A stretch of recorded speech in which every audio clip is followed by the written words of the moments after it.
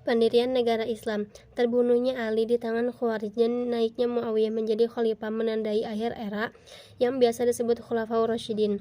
Bentuk pemerintahan dan masyarakat Islam berubah secara mendasar selama 19 tahun pemerintahan Muawiyah. Sejak 661 hingga 680 Masehi berkuasa saat perpecahan dan kekacauan menguasai Mesir sampai Iran. Keahlian dan kompetensi politik Muawiyah membantu mencegah dunia Islam jatuh ke dalam anarkisme total yang karenanya mungkin tak bisa bangkit lagi. Tetapi pada saat yang sama beberapa kebijakan dan tindakan cukup kontroversial sehingga menjadi dasar perpecahan terbesar dalam dunia Islam sekarang. Kekuasaannya menandai awal kekhalifahan Umayyah.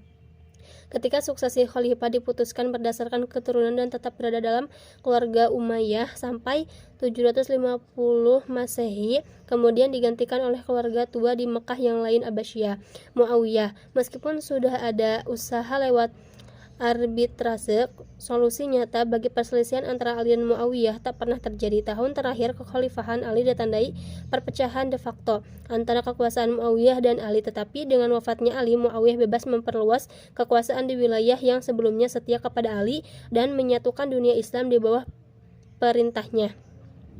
Mungkin ia memang satu-satunya orang yang saat itu mendapat dukungan untuk mengelola tugas monumental semacam ini. Ia sangat populer di Suriah, provinsi yang dipimpinnya sebagai gubernur selama 20 tahun sebelum mulai menjadi khalifah.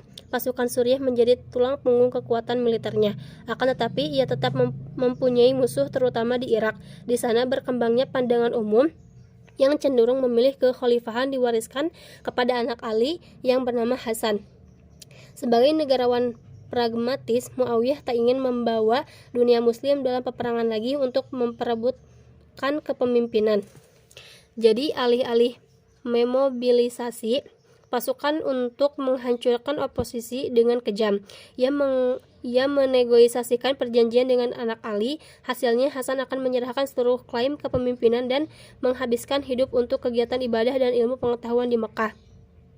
Di bawah permukaan, keinginan sebagian orang untuk dipimpin oleh keluarga Ali tetap ada, tetapi tak pernah menjadi ancaman nyata bagi kekuasaan Muawiyah.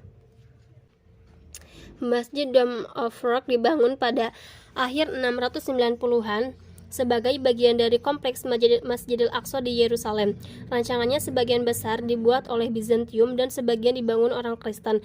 Khalifah juga mengandalkan negosiasi dan perjanjian dengan lawan potensial itu. Dalam banyak cara, Muawiyah memerintah seperti pemimpin suku Arab pra-Islam, menggunakan hubungan keluarga, kode kehormatan tak tertulis, dan hadiah untuk melancarkan jalan politiknya. Karena semasa muda ia tinggal di Mekah dan menyaksikan ayahnya memimpin Quraisy, tak diragukan lagi bahwa tradisi lama ini tertanam dalam gaya politiknya. Tetapi pada saat yang sama, Muawiyah mulai mengubah sistem kekhalifahan menjadi monarki. Dialah khalifah pertama yang duduk di tahta dan sholat di area tertutup di masjid yang melindunginya dari kemungkinan pembunuhan. Ia tak lagi mengikuti jejak sederhana dan bersahaja seperti 4 khalifah pertama. Malahan budaya keluarga raja dan istana yang sebelumnya mewarnai kekaisaran Roma dan Sasanid menjadi bagian kekhalifahan. Untuk kali pertama setelah Nabi wafat, khalifah sekadar menjadi yang pertama di antara yang setara, dan banyak kisah bertahan tentang aksetisme 4 pemimpin awal seperti Umar yang tak dikenal orang biasa atau menolak pengawalan khusus. Muawiyah menjembatani kekhalifahan sederhana sebelumnya dan monarki sesudahnya. Ia berjalan ke pasar di Damaskus dengan baju bertambal saat masjid besar dan rumit dibangun oleh para arsiteknya. Sebagai upaya untuk mengurangi tekanan perpecahan politik di antara muslim, Muawiyah memilih fokus untuk memperluas batas-batas kekhalifahan. Ia mengingatkan akan sosok Umar yang fokus terhadap ekspansi keluar setelah perang dalam negeri di Perang Tabuk. Muawiyah mengirim pasukan untuk meneruskan perang melawan Kekaisaran Bizantium di daratan dan laut. Pulau penting seperti Rhodes dan Kreta di laut Aegean diduduki oleh angkatan laut yang didirikan Utsman. Didukung kemenangan ini, untuk kali pertama pasukan muslim mampu mengepung Konstantinopel, ibu kota Bizantium. Kota legendaris ini dipandang penting sejak hari-hari awal Islam saat Nabi menjanjikan bahwa akhirnya pasukan Muslim akan menaklukkan kota yang jauh dan seolah tak tertembus. Salah satu sahabat Nabi yang gugur adalah Abu Ayyub Al-Ansori yang sudah tua. Dia terkenal karena memberikan tempat menginap saat Nabi memasuki Madinah. Ia dikubur di dekat dinding Konstantinopel dan hampir 800 tahun kemudian akan menjadi legenda penuh mitos bagi pasukan Ottoman yang akhirnya mampu menguasai tembok Konstantinopel. Ekspansi juga berlanjut ke Afrika Utara, tempat Bizantium masih memiliki kendali awas wilayah barat Libya modern. Lingkaran Umayyah yang mengendalikan daerah barat Mesir adalah Uqbah bin Nafi, sahabat Nabi yang berasal dari Mekah pada 670 Masehi. Ia diperintahkan untuk maju ke Bizantium, Afrika, sehubungan dengan kemajuan yang menjalar masuk ke wilayah Bizantium di Aegean. Pasukan Uqbah terdiri atas 10.000 tentara berkuda yang didukung sejumlah besar suku lokal Berber yang baru saja masuk Islam. Karena Bizantium terlena dengan medan pertempuran lain, Uqbah bisa maju tanpa perlawanan untuk masuk ke Tunisia modern. Di sana ia membangun kota Qarnisun Qairawan. Ternyata ancaman utama bukanlah kekuatan Bizantium, melainkan suku Berber lokal yang menahan diri secara perlahan sebelum pergerakan ke barat dapat dilakukan. Setelah periode pendek dari 675 sampai 680 Masehi saat kedudukan sebagai gubernur Ifriqiya, provinsi Afrika, dicopot, Uqbah melanjutkan serangan ke barat. Menjelang 680 Masehi, pasukan Umayyah sudah cukup siap untuk berangkat melakukan penaklukan serius melintasi daerah Tunisia, Algeria, dan Maroko modern yang umum disebut Maghribi ke Samudra Atlantik. Peran Uqbah dalam penaklukan ini akan menjadikan legenda bagi penduduk Muslim Afrika Utara. Setelah meninggalkan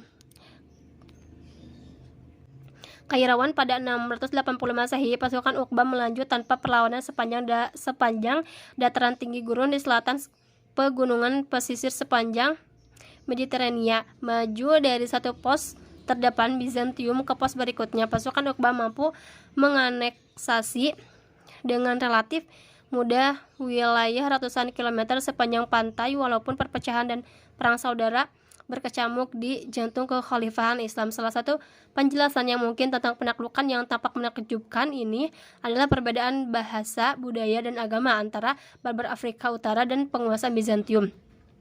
Orang Bizantium yang memerintah Afrika Utara berbeda jauh dari orang Berber yang mereka kuasai. Suku Berber adalah manusia gurun, lebih dekat dengan orang Arab yang tiba pada 600-an daripada orang Latin dan Yunani, kota yang telah berabad-abad memerintah wilayah tersebut. Bahasa mereka tak punya kesamaan dengan bahasa Yunani yang digunakan dalam pemerintahan.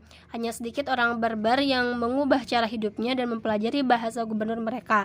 Kurangnya ciri budaya yang sama menjadikan perbedaan sosial yang ajek di antara keduanya.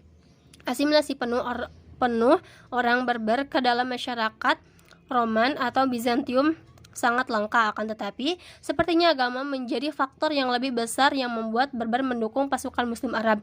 Sejarah awal Islam mencatat bahwa seluruh suku Berber masuk Islam segera setelah kedatangannya. Tentu ada perbedaan antara orang Afrika Utara dan orang Bizantium dalam isu Kristiani, terutama soal bentuk ketuhanan dan kemanusiaan. Gerakan Kristen separatis seperti Arianisme dan Donatisme secara terbuka memperdebatkan ortodoksi resmi yang diperkenalkan orang Bizantium dan mungkin telah menyebabkan orang Afrika Utara cenderung lebih dekat dengan Islam. Tetapi walau tak segera masuk Islam seperti diklaim penulis sejarah terdahulu, suku Berber pasti punya alasan praktis untuk bangkit melawan Bizantium bersama dengan kedatangan pasukan Muslim. Hal ini memungkinkan pasukan Uqbah untuk terus mendapatkan momentum seperti yang terjadi pada sepanjang awal 680-an sehingga mampu memasuki Maroko modern dan pantai Atlantik. Kata-kata legendaris yang terucap saat dia mengendarai kudanya memecah ombak samudera menunjukkan sifat religius yang mendalam pada penaklukannya. Ya Allah, jika laut ini tak menahanku, aku akan melintasi daratan seperti Alexander Agung, mempertahankan agamamu dan memerangi orang kafir. Benar atau tidaknya ia mengucapkan kata-kata itu tak sepenting gambaran heroik yang muncul dalam pikiran berbagai generasi pemimpin militer yang akan membangkitkan Islam Maghribi. Konflik suksesi. Meskipun berhasil menyatukan dunia Islam setelah kekacauan pada masa Khalifah Ali, ada satu keputusan Muawiyah yang menjadikan sebagai karakter kontroversial dan mengubah bentuk pemerintahan Islam selama 1300 tahun berikutnya. Ia menunjuk Yazid anaknya sebagai penerus tepat sebelum wafat dan menuntut sumpah setia dari orang terkemuka di Damaskus. Ahli sejarah Islam sepanjang waktu berspekulasi menerka-nerka alasan Muawiyah melakukan itu, terutama mempertimbangkan oposisi terhadap Yazid. Tetapi mengingat konteks historis pada masa Muawiyah, kita mudah memahami mengapa terjadi perubahan ke sistem keturunan. Masa Muawiyah menjadi khalifah menunjukkan penekanan pada kesatuan dan keharmonisan politik. Setelah pergolakan politik pada masa Khalifah Ali, tantangan utama Muawiyah menjadi dunia Islam berpadu di bawah satu pemerintahan. Walaupun ia sukses besar, tak ada jaminan seluruh khalifah berikutnya mampu memanfaatkan ancaman luar atau manuver politik untuk meminimalkan perpecahan internal. Dengan demikian, Muawiyah merasa bahwa satu-satunya cara untuk melindungi persatuan dan keharmonisan sosial adalah dengan memotong kemungkinan perang suksesi dan menjadikan kekhalifahan berdasarkan keturunan. Akan tetapi, seperti yang telah terjadi, pemilihan Yazid bukan tanpa kontroversi. Tak seperti ayahnya, Yazid belum pernah mengenal langsung Nabi dan tak memiliki aura yang terlihat pada para sahabat. Selain itu, ada rumor yang beredar di kota suci Mekah dan Madinah tentang kehidupan Yazid yang penuh dosa. Alkohol, gadis penyanyi, dan kemewahan berlebihan mengiringi kehidupan Yazid. Jauh dari gaya hidup beriman dan sederhana seperti yang didakwahkan Nabi. Benar atau tidak, tuduhan ini cukup bagi sebagian orang untuk memberontak, seperti Abdullah bin Al-Zubair, anak Zubair yang menentang Ali. Permasalahan bertambah pelik karena sebagian orang di Irak ingin menyaksikan keturunan Ali mendapatkan gelar khalifah di dunia Islam. Hasan, anak tertua Ali, sudah wafat di Mekah pada masa pemerintahan Muawiyah, maka dukungan pun jatuh ke tangan Husain, adiknya. Cucu Nabi Muhammad ini tertarik dengan kota Kufa di Mesopotamia karena janji dukungan penduduknya. Menentang saran Abdullah bin Al-Zubair yang memperingatkan bahwa orang Irak akan membelotot begitu ada kesempatan, Husain bersiap mendirikan basis di Irak pada 890 Masehi agar dapat menentang Umayyah di Suriah, seperti yang dilakukan ayahnya 25 tahun yang lalu. Saran Abdullah terbukti tepat. Penduduk Kufa melepaskan dukungan kepada Husain bahkan sebelum ia sampai. Yazid telah mengirim gubernur baru ke kota tersebut untuk membasmi setiap oposisi dan memastikan penduduk tidak bangkit memberontak melawannya. Tampaknya aksi untuk kekuatan Yazid telah mendesak penduduk kota untuk mengingkari janji dukungannya kepada Husain. Padahal Husain mengandalkan dukungan tersebut dan berpergian ke Kufah hanya dengan sekitar 70 anggota keluarga dan sahabat. Hampir tak mungkin punya kekuatan untuk menggulingkan Yazid. Di Padang Karbala yang berjarak sekitar 80 km di utara Kufa, Husain dikepung oleh kekuatan Yazid yang kemungkinan membunuh dia dan pengikutnya.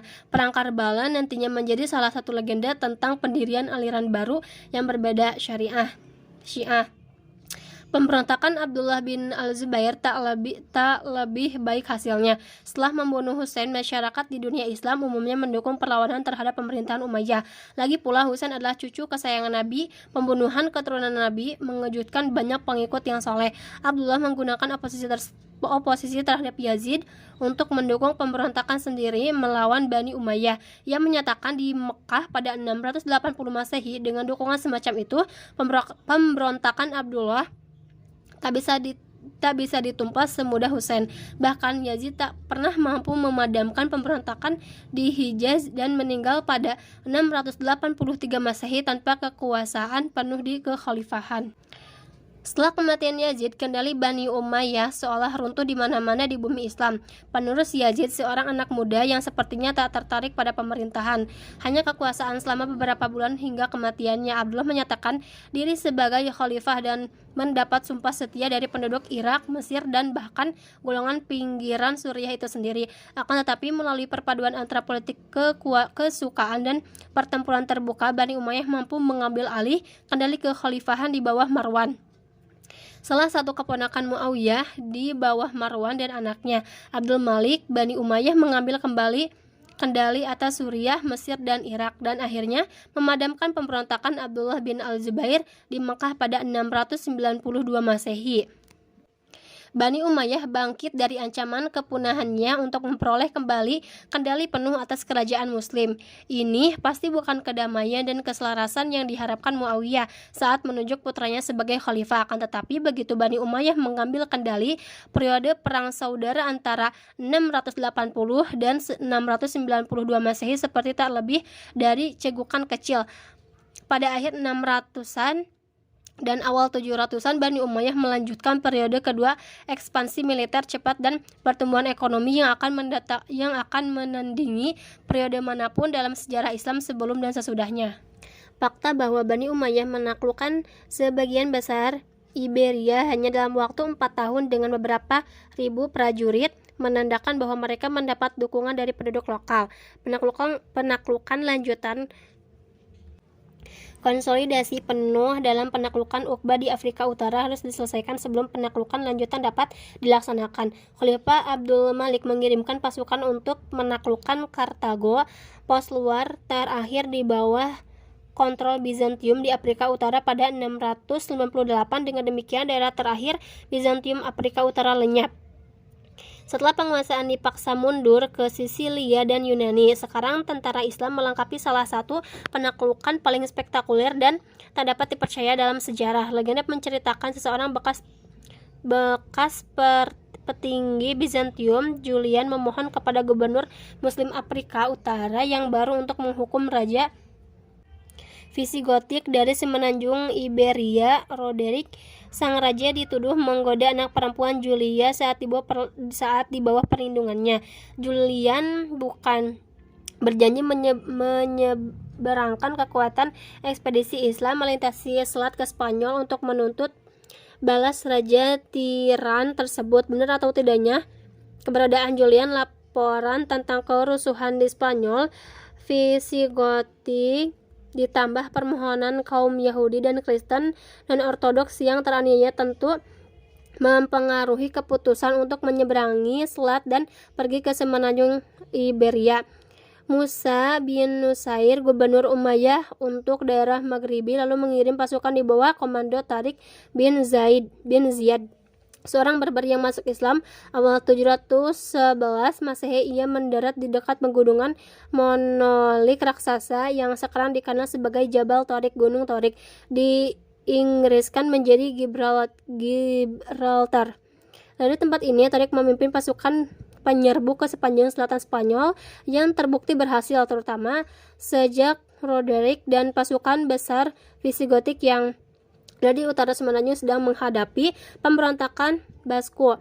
Saat Roderick bisa mengarahkan pasukan ke selatan untuk menggadang tentara Muslim pada musim panas 711 Masehi, Tariq sudah berhasil membawa sekitar 10.000 tentara Muslim dari Afrika Utara. Dalam perang Guadalete yang menentukan, pasukan Tariq berhasil menghancurkan kekuatan Roderick yang pasukan mengalami penurunan kesetiaan akibat perjalanan melelahkan untuk melawan penyerbu Muslim. Roderick sendiri terbunuh dalam pertempuran dan kelemahan mendasar kerajaan Visigotik langsung kentara. Kendali pusat runtuh di seluruh semenanjung. Tariq terus bergerak untuk menguasai ibu kota tua Toledo lewat pertempuran selama beberapa bulan, dan tak lama sesudahnya kota pun mulai berjatuhan ke tangan Muslim. Atas Tariq, Musa dan juga menyeberang ke Spanyol untuk membantu penaklukan yang sedang berlangsung. Tariq adalah penakluk dan Musa adalah konsolidator.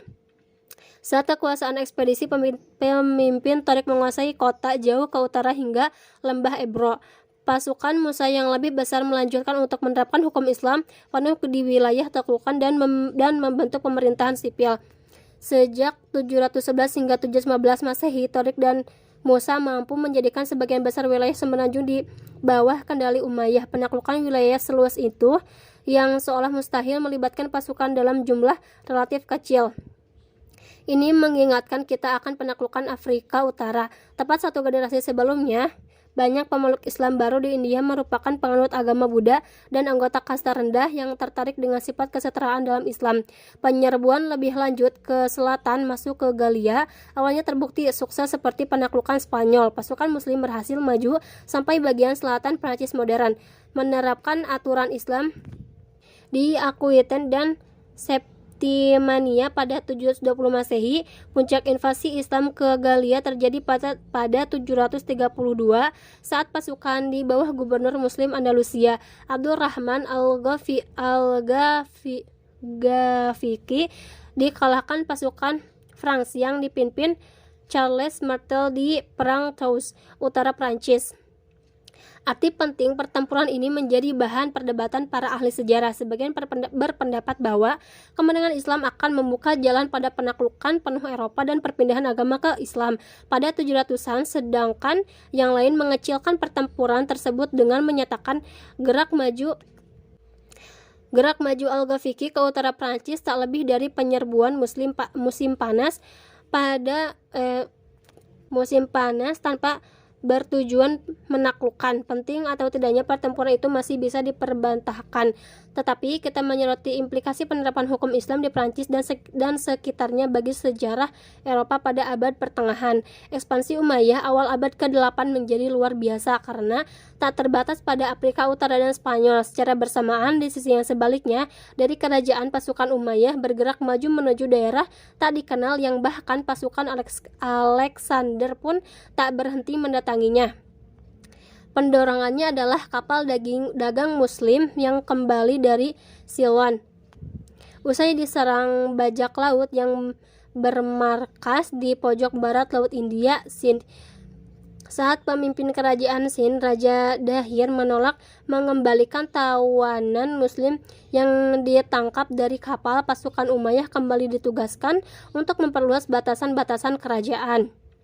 Di bawah komandan Muhammad bin Qasim, anak muda yang berasal dari suku Taif, di Taif, kota yang sama dengan yang menurut cerita tradisi Islam tak dihancurkan Nabi Muhammad. Walaupun masih remaja, Ibnu Qasim terbukti mampu menjadi pemimpin di bawah pengawasan Hajjaj bin Yusuf, gubernur Irak. Bersama 6.000 tentara Suriah, ia dikirim melintasi Persia dan masuk anak benua India pada 711 Masehi.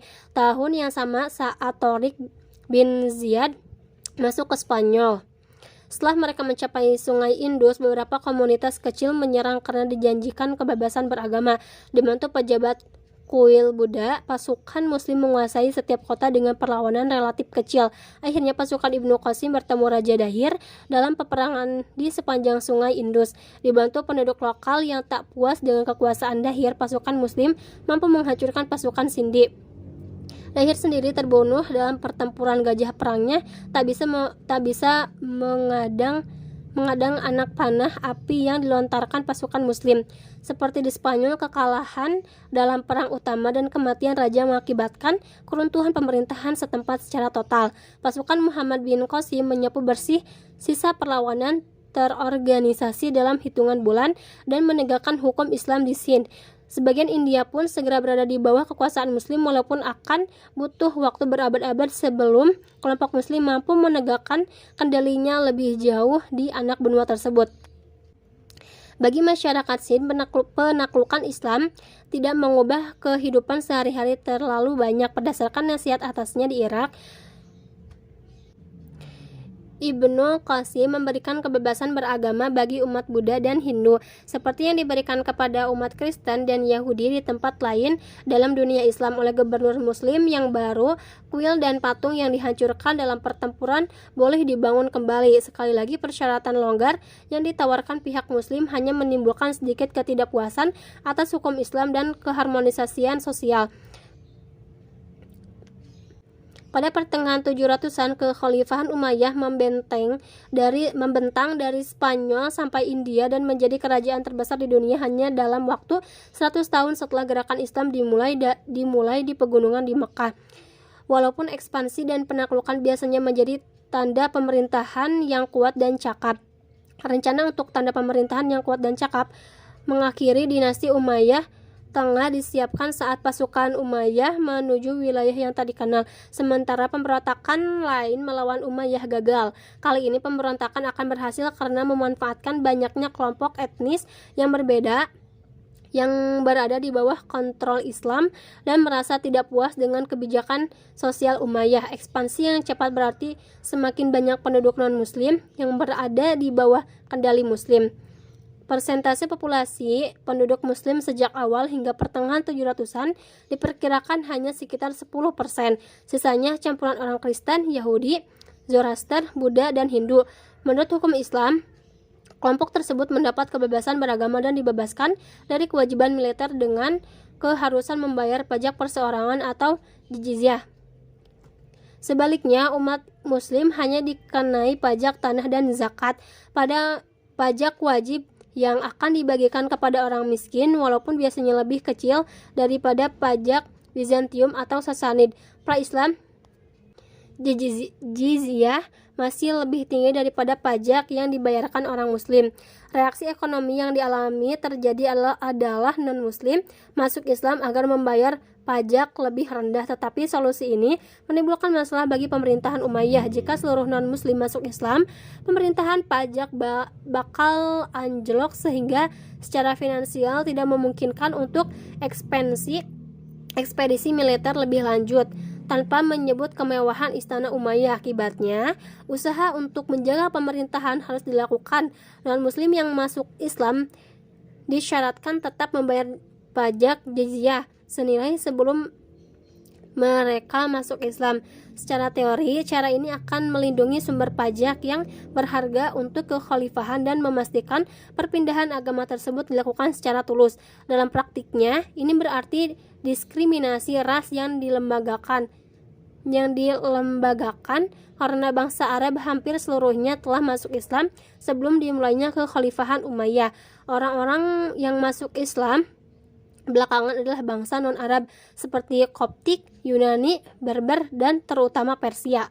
Merekalah Muslim yang harus membayar jizyah, sedangkan saudara seiman mereka dari Arab dibebaskan. Tujuan Umayyah mungkin hanya melindungi sumber pajak mereka, tetapi kebijakan ini akhirnya berkelindan dengan aspek rasial, membuat komunitas non-Arab tetap berada di lapisan bawah masyarakat, sedangkan Arab merangkak naik. Dari perspektif keagamaan, hal ini kontradiktif dengan seruan Nabi Muhammad saat haji perpisahan tentang persatuan.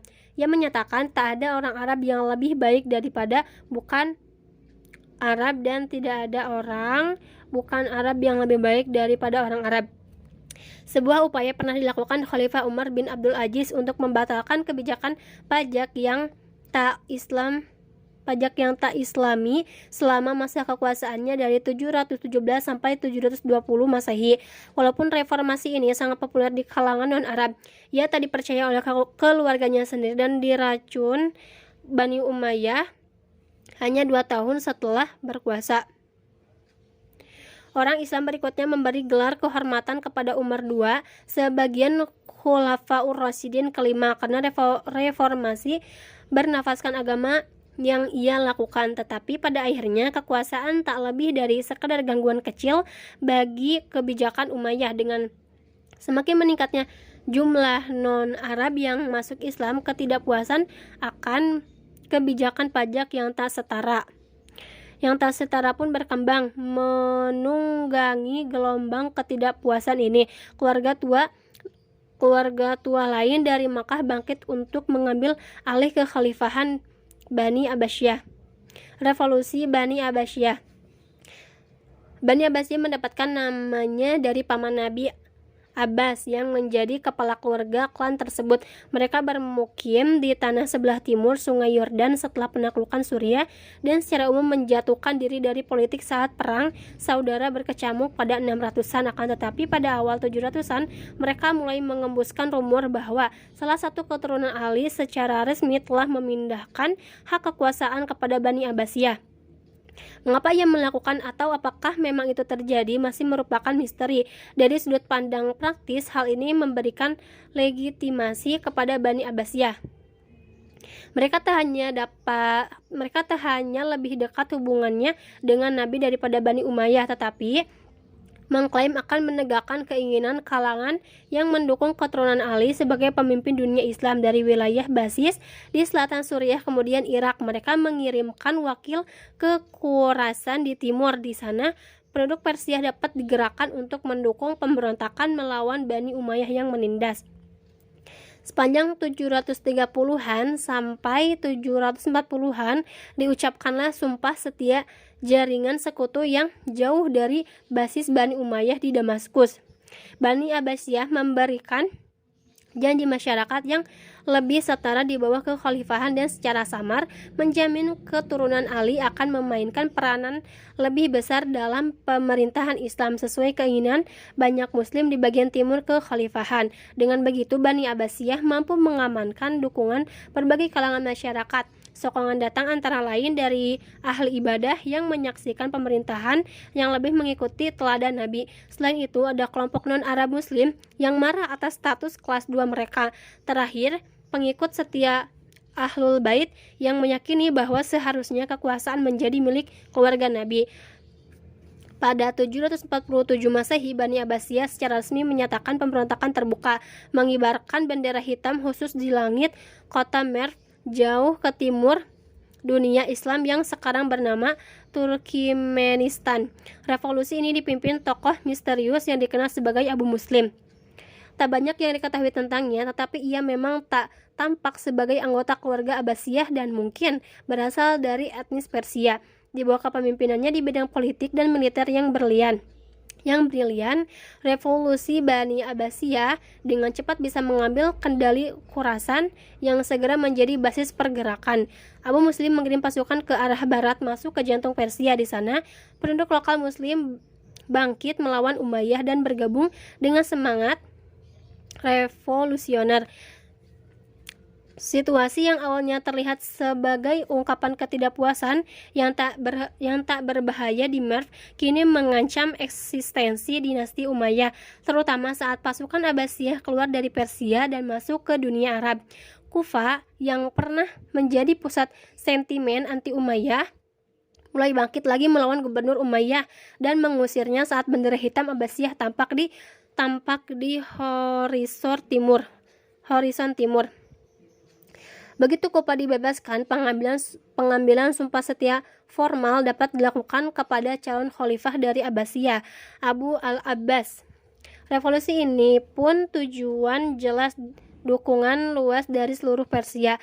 Kemudian seorang pemimpin untuk menyatukan semuanya di setiap tempat Umayyah berada dalam posisi bertahan saat semakin banyak orang berkumpul pendukung Abbasiyah. Sementara itu, upaya membangkitkan penduduk Umayyah ternyata bukan perkara mudah. Sudah beberapa dekade berlalu sejak ancaman nyata terhadap posisi Umayyah mulai muncul, tetapi pejabat pasukan Suriah hanya berdiam diri dan dengan keliru menganggap kekuatan revolusi itu perlahan-lahan akan surut. Saat Khalifah Marwan II berhasil mengumpulkan kekuatan Umayyah, Abbasiyah telah mengambil kendali atas sebagai Basar Irak. Pada awal 750 Masehi, dalam Perang Zab di Mesopotamia Tengah, kekuatan Abbasiyah berhasil memukul mundur penuh pasukan Umayyah. Perlawanan terorganisasi terhadap Abbasiyah secara efektif berakhir setelah perang tersebut. Seiring runtuhnya kendali Umayyah di seluruh dunia Islam, kini tak ada penghalang antara Abbasiyah dan ibu kota Umayyah di Damaskus. Satu demi satu kota menyerah dan menerima kedaulatan Abbasiyah. Satu demi satu anggota keluarga Umayyah dibunuh dan dihukumi mati.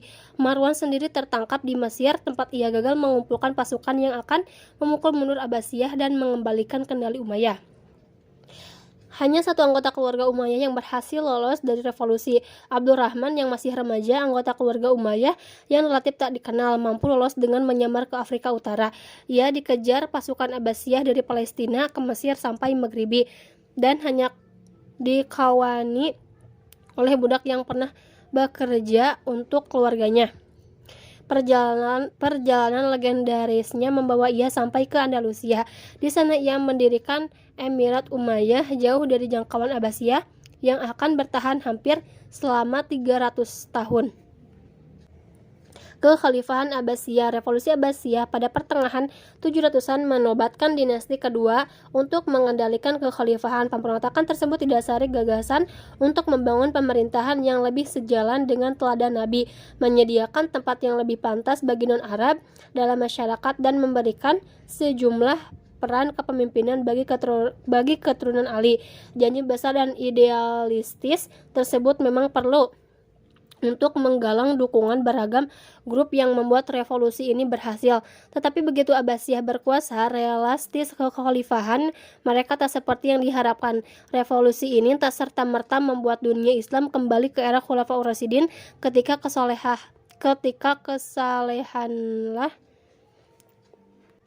bukan politik yang mendikte keputusan khalifah. Sebaliknya, Khalifah Abbasiyah meneruskan tradisi otoritarian yang sama dengan mereka celah dari Umayyah.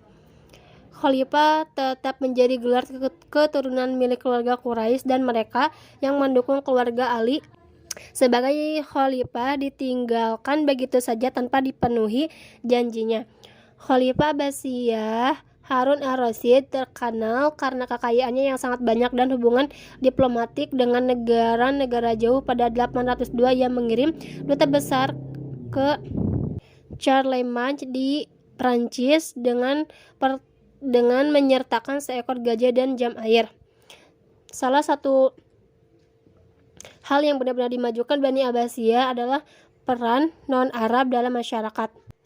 Walaupun jabatan khalifah tetap dipegang orang Arab, bagian administrasi semakin banyak diisi orang Persia. Selama ratusan tahun sebelum Islam, orang Persia telah mengembangkan sistem birokrasi yang kompleks tetapi efisien. Sekarang non-Arab tak lagi mengalami diskriminasi, maka pengalaman mereka dapat dimanfaatkan dalam pemerintahan kerajaan. Kesadaran akan manfaat besar bagi orang Persia menyebabkan Abbasiyah memindahkan ibu kota lebih dekat ke pusat Persia. Pada 765, Khalifah kedua Al-Mansur membangun ibu kota baru di tanah subur antara sungai Tigris dan Eufrat, dekat ibu kota Persia lama. Tespon dalam waktu 20 tahun, Baghdad menjadi kota terbesar di dunia dengan penduduk lebih dari 1 juta jiwa. Pusat kerajaan Islam akan menjadi kota metropolitan, tempat pemerintahan, ilmu, pengetahuan, dan seni saling beririsan. Pemahaman yang tepat tentang pencapaian masa Abbasiyah takkan muncul dalam bentuk eksploitasi militer dan penaklukan tempat jauh seperti halnya Umayyah. Bahkan ekspansi keluar sesungguhnya berhenti saat Abbasiyah berkuasa. Serangan Musliman melintasi perbatasan Bizantium tetap berlanjut, tetapi persiapannya tidak matang. Di barat, perang Tours pada 732 Masehi dalam masa Umayyah menyebabkan berhentinya ekspansi Muslim ke Eropa, dan konsolidasi kekuatan di Andalusia menjadi fokus utama pengungsi Umayyah yang mengontrolnya. Di timur hanya ada sedikit tambahan keuntungan yang dihasilkan dalam serangan ke Asia Tengah. Orang-orang Turk yang menyebar ke dataran Asia Tengah tak menyongsong peradaban Islam lewat penaklukan, tetapi melalui migrasi ke jantung dunia Islam pada 800-an dan 900-an. Era penaklukan militer Muslim telah berhenti selamanya, tetapi era penaklukan intelektual Muslim siap dimulai.